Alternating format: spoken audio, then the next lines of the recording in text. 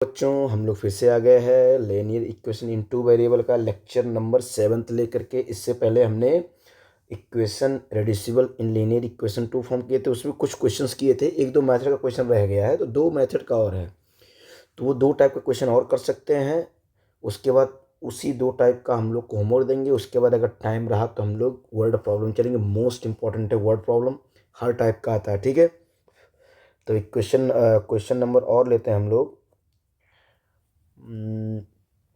7x-2y upon xy equals to 5 और second क्या है 8x+7y upon xy equals to 15।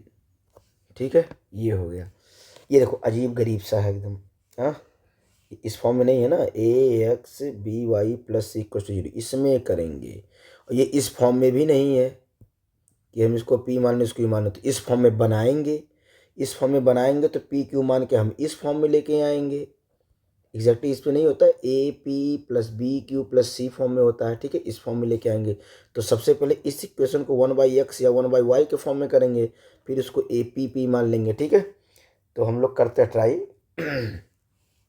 सबसे पहले करने के लिए ये xy यहाँ होना चाहिए, ठीक है। देखो 7x-2y इक्वस टू 5xy, अगर ये xy को यहाँ हम क्रॉस मल्टीप्लाई कर सकते हैं, तभी हम दोनों साइड में देखो यहाँ constant ax+by equals to c, यहाँ कांस्टेंट होना चाहिए। यहाँ पे क्या है 5xy, तो इसको हटाने के लिए xy से दोनों तरफ हमको मल्टीप्लाई करना पड़ेगा। यहाँ भी xy यहाँ ले जाकर के दोनों तरफ मल्टीप्लाई करना पड़ेगा, तो वो करते हैं, ठीक है। तो ये 7x/2y इक्वस टू हो जाएगा 5xy, ठीक है। और यहाँ पे क्या हो जाएगा 8x+7y इक्वस टू 15xy। इसमें क्या करेंगे मल्टीप्लाई, यहाँ इक्वेशन फर्स्ट सेकंड नहीं लिख रहा हूँ क्योंकि दोनों में सेम ही चीज़ करना है, xy से मल्टीप्लाई करना है, आई मीन डिवाइड करना है दोनों side. Sorry, divide by xy in both side in both equation, दोनों समीकरण में, दोनों इक्वेशन में xy से भाग देने पर। तो ये हो जाएगा 7x/xy -2y/xy 5xy/xy, यहाँ पे 8x/xy 7y/xy equals to 15xy/xy। काटते हैं, ये इससे डिवाइड होगा, ये इससे हो जाएगा, ये दोनों इससे हो जाएगा, ये इससे हो जाएगा, ये इससे हो जाएगा, ये दोनों इससे हो जाएगा। क्या बचा, यहाँ बचा 7/y, यहाँ बचा 2/x इक्वस टू 5, यहाँ क्या बचा 8/y plus 7/x equals to 15। इस इक्वेशन को फर्स्ट, इस इक्वेशन को सेकंड मान लेंगे, ठीक है। या मर्जी कहे आप यहाँ भी ना मानो, यहाँ भी मत मानो, क्योंकि अभी पी क्यू फॉर्म में नहीं आया है ये। तो अब यहाँ क्या करेंगे, वही पहले वाला, लेट 1/y को क्यू मानो और 1/x को हम क्या मानते थे, पी, यही मानते थे।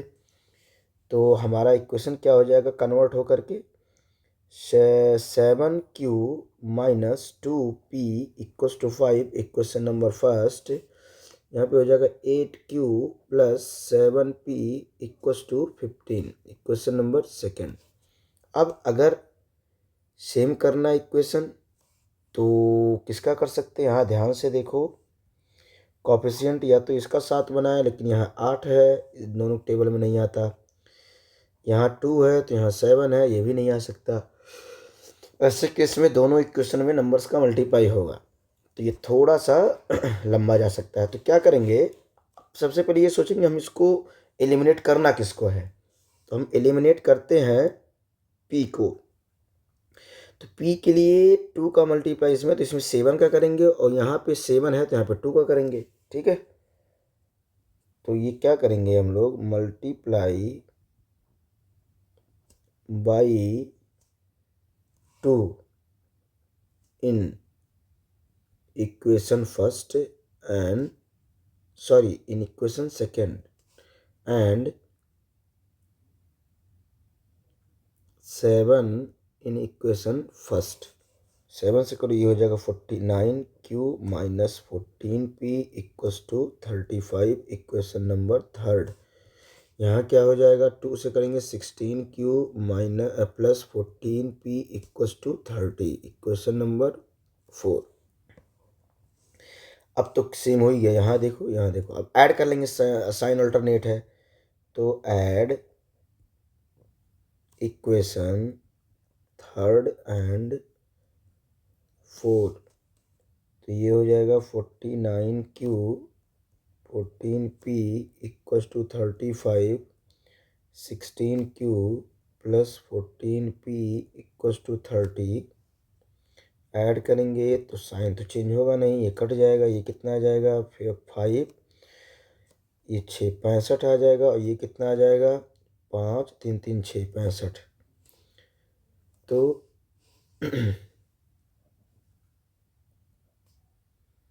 Q इक्वस टू कितना आ जाएगा 1, कट करके ये क्या कहाँ रखेंगे, put Q equals to 1 in equation किस में रखेंगे, किस में रखेंगे, जिसका कोफिशिएंट 1 में रख देते हैं।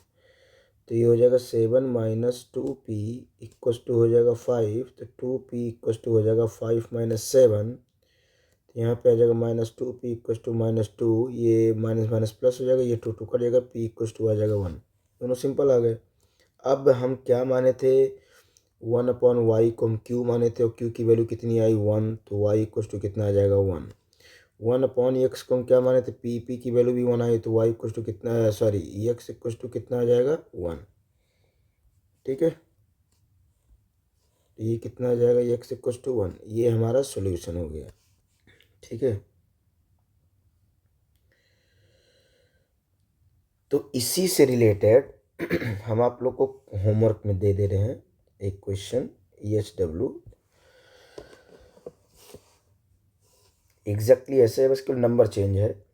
6x 3y equals to 6xy 2x plus 4y equals to 5xy। देखो बस इस क्वेश्चन में ये अंतर है, ये xy नीचे था, हमने ऊपर ले आए थे हम लोग भी, तो ये एक स्टेप आगे करके दिया है क्वेश्चन। ये क्वेश्चन इससे एक स्टेप आगे करके दिया है, यहाँ से दिया है। ठीक है, ये वाला दिया है ये, तो आप इसको कर सकते हो। ठीक है, कमेंट कर सकते हो आंसर। अब एक क्वेश्चन इस टाइप का और बनता है, वो भी लास्ट है मेरे ख्याल से, उससे ऊपर का, यानी देखो रिड्यूसिबल फॉर्म से जितने टाइप के क्वेश्चन बन सकते हैं, जितने टाइप के वर्ड प्रॉब्लम में सॉल्व करते हैं, जितना टाइप का क्वेश्चन कॉम्प्लेक्स बन सकता है, उस हर एक टाइप का एक क्वेश्चन हमने करवा दिया है। ठीक है, तो लास्ट क्वेश्चन रिड्यूसिबल फॉर्म का ये है, जो कि इससे ऊपर तो ज़्यादा टफ नहीं आएगा। इक्वेशन ये हो जाएगा, तो 1/3x प्लस वाई, थोड़ा ये लेंदी जाएगा, है लेंदी ये, बाकी आसान ही है, 3/4। उसके बाद 1/2 3x plus Y minus 1/2 3x minus Y equals to -8। अब देखो ये तो और ज़्यादा अजीब है, ये अजीब गरीब क्वेश्चन है। तो यहाँ 1/3x प्लस वाई, यहाँ 1/3x माइनस वाई, यहाँ भी 1/3x प्लस वाई, यहाँ भी 1/3x माइनस वाई। इन्हीं को हम कॉमन लेंगे, P और Q मानेंगे। ठीक है, बस ये थोड़ा लेंदी जाएगा, तो 1/3x plus Y equals to P मान लेंगे, 1/3x minus Y equals to Q मान लेंगे, दोनों इक्वेशन को अब इसमें रख देते हैं। तो P plus Q equals to 3/4, 4 का मल्टीप्लाई कर देते हैं यहाँ पे, तो ये हो जाएगा 4P plus 4Q equals to 3, equation number first. यहाँ पे क्या हो जाएगा, 1/2 तो है ही, अब 1/3 प्लस P माने तो यहाँ पे P हो जाएगा, यहाँ पे भी हो जाएगा Q, इक्वस टू -1/8। अच्छा 2 को हम कॉमन ले लो 1/2 को, तो अंदर आ जाएगा p minus Q equals to -1/8। ये 2 इधर जाएगा तो इससे डिवाइड करेगा तो डायरेक्ट यहाँ काट देते हैं, 1/4 आ जाएगा। तो ये हो जाएगा 4p minus 4q equals to -1। ये इक्वेशन नंबर सेकंड हो जाएगा। अब देखो इसमें कोएफिशिएंट को इक्वल करने के लिए मल्टीप्लाई भी नहीं करना पड़ेगा, जस्ट इसको इक्वेशन को जोड़ लेते हैं। तो add equation first and second we get, तो 4p plus 4q equals to 3, 4p minus 4q equals to -1 cut गया। ये कितना आया 8p, ये कितना आ जाएगा 2, तो p इक्वस टू कितना आ जाएगा 2/8 यानी 1/4। Put p equals to 1/4 in equation first, ठीक है। तो 1/4, तो 4 into 1/4 plus 4q equals to 3, ये 4 कैंसिल हो गया, 4q इक्वस टू हो जाएगा, ये 1 उधर जाएगा 2 हो जाएगा, तो q इक्वस टू हो जाएगा 1/2। अभी लेकिन ये हमारा आंसर नहीं है, ये थोड़ा सा और लंबा जाएगा। हमने क्या मान रखा था, नाउ 1/3x क्या था यहाँ पे, 1/3x plus Y, 1/3x plus Y को हम माने थे p, और p की वैल्यू कितनी आई है 1/4। तो ये हो जाएगा 1/4, क्रॉस मल्टीप्लाई करो तो हो जाएगा 3x plus Y equals to 4। देखो एक इक्वेशन और ये आ गया। सिमिलरली इस प्रकार 1/3x माइनस वाई को माने तो 1/q, तो q है 1/2। इसमें क्रॉस मल्टीप्लाई करेंगे तो 3x minus Y equals to हो जाएगा 2, इक्वेशन नंबर 4। देखो फिर एक बार एलिमिनेशन लगाना पड़ेगा, बस यही इतना है लेंदी, 2 बार एलिमिनेशन लगाना पड़ता है। आप लोग ध्यान से क्वेश्चन को करना, एक बार एलिमिनेशन पी क्यू फॉर्म में निकालते हैं, एक बार एक्स वाई फॉर्म में। अगर नीचे एक्स वाई वेरिएबल दोनों आ रहा तभी हम ये 2 बार लगाएं। कहीं कहीं 1/x को p मानते 1/y को, तब तो आंसर आ जाता है। अगर एक्स वाई दोनों कंबाइन है और तब उसको हम माने हैं तो आपको 2 बार एलिमिनेशन मेथड लगाना पड़ेगा, ठीक है।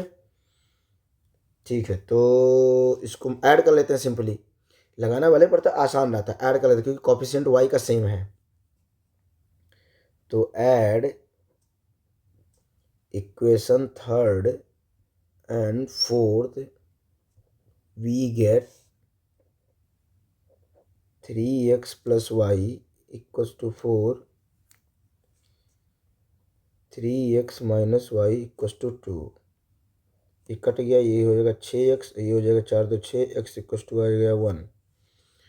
Put x equals to 1 in equation third, कहीं भी रख सकते थर्ड या फोर्थ में। तो ये 3 1 3 हो जाएगा, प्लस वाई इक्वस टू 4 हो जाएगा, तो y इक्वस टू कितना आ जाएगा 1। Hence final answer is x equals to 1 और y इक्वस टू 1, ठीक है।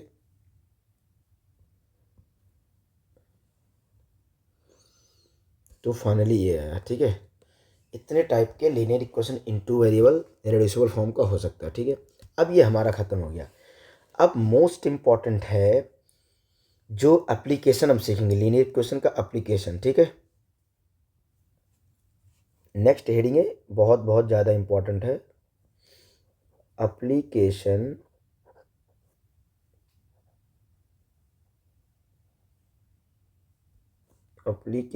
ऑफ लीनियर इक्वेशंस इन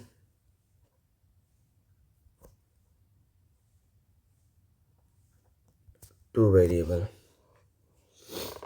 किस किस का एप्लीकेशन, जो वैसे तो बहुत हैं बट लिमिटेड ही हम कुछ सीखेंगे। तो किस किस का हमें सीखना है, यहाँ पे मैं लिख दे रहा हूँ। पहला, नंबर्स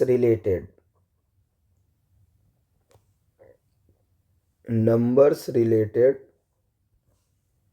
प्रॉब्लम, ठीक है। सेकेंड,